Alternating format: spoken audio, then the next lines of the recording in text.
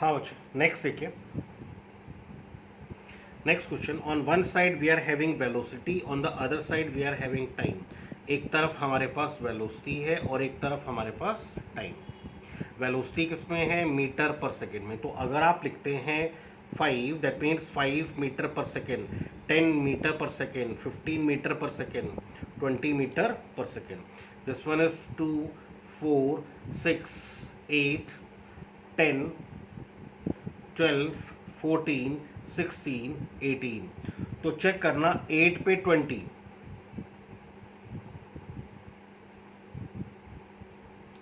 Next is 10 पे 10, next is 14 पे 10, 14, 10, next अगले सेकंड में, अगले 2 सेकंड में, 4 सेकंड में ऑब्जेक्ट कम्स टू। तो आपके पास वेलोसिटी टाइम ग्राफ आपको गिवन है। You have to find the acceleration from O to A to B, B to C and C to D. Acceleration as well as distance दोनों find करना है। तो first is from O to A. O to A के लिए tangent alpha.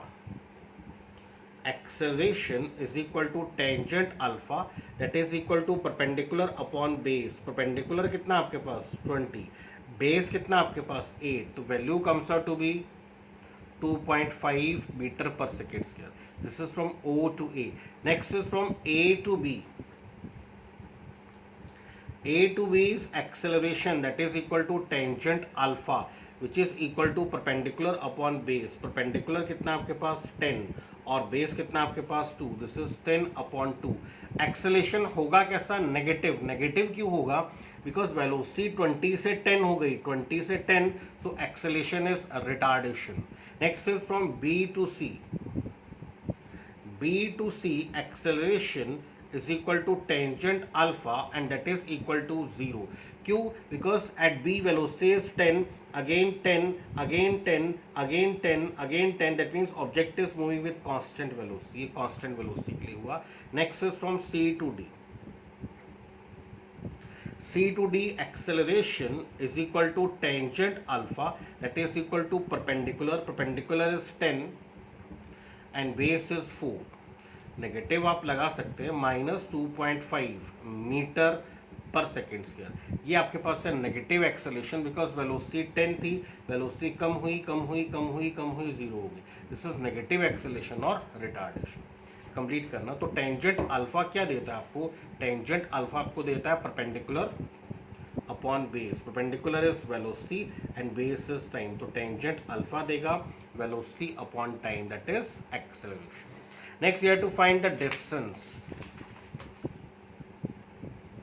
B part के लिए आपको distance find करना है। Distance is given by the area. First area check करना, ये हमारे पास हुआ triangle. Triangle is half, base is 8 and height is 20। half base is 8 and height is 20. Next is trapezium. Trapezium half sum of parallel sides. ये parallel side 20 है और ये parallel side 10 है, तो half sum of parallel sides 20 plus 10 into distance between parallel sides. Distance between parallel sides is 2. Next is a rectangle. Length is 10 and breadth is 4. 10 into 4. Next is again triangle. Half, base is 4 and height is 10. Base is 4 and height is 10. So value comes out to be, this one is 80 plus 30 plus 40 plus 20. So value comes out to be 170 metre. तो आपको distance क्या मिलता है? 170 metre.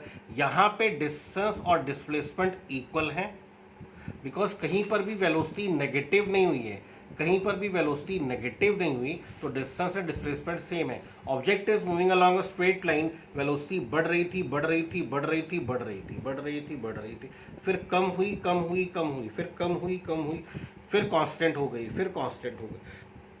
पहले increasing थी O to A, A to B decreasing velocity थी, B to C constant velocity थी and C to D आपका नेगेटिव वेलोसिटी या नेगेटिव एक्सेलरेशन।